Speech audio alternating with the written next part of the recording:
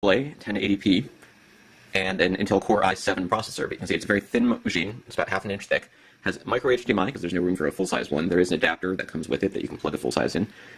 Headset jack, power button, which is a little bit awkwardly located. Sometimes when you pick this up, you end up waking it or putting it to sleep, especially if the lid is open already.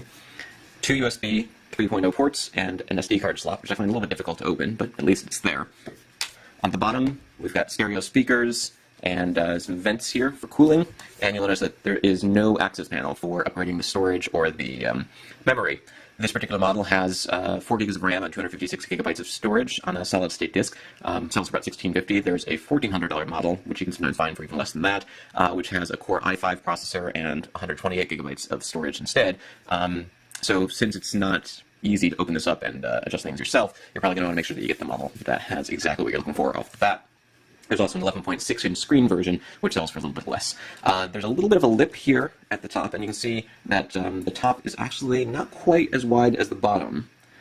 So it's sort of difficult to open, but the lip, if you sort of put your fingernail in there, you can open this guy up.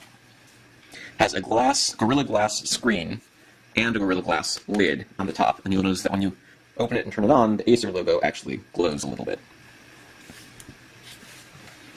Since we're looking primarily at the physical characteristics right now, let's take a quick look at the keyboard. And you'll see here that we've got a smaller than usual keyboard because there's no row up here for the dedicated function keys. Instead, they're sort of merged on here. So if you want to hit F5, you hit function F5. If you want to hit F11, function F11. Just hitting this on its own is going to equal a 0, 9, 8, 7, etc. So wireless, mute, touchpad on and off, and other functions like that are actually integrated into the first row of letter keys. So it takes a little getting used to. Like any laptop, once you've used it for a little while, you'll start to know exactly where each key is that you need. And the spacing is pretty good. There's not a lot of flex. So if you push in hard towards the middle, you have to push pretty hard before you start to notice the keyboard bend. It's got an aluminum unibody case on the bottom here, and again, the top is made of glass. Touchpad, nice and wide.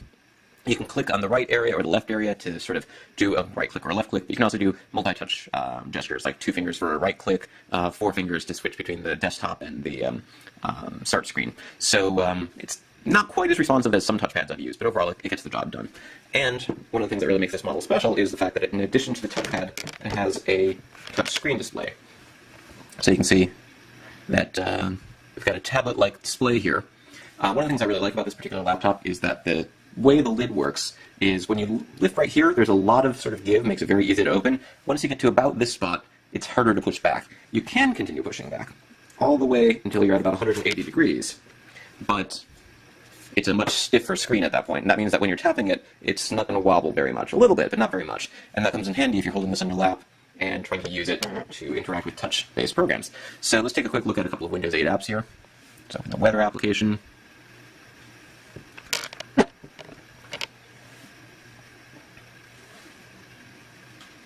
And let's go to news application.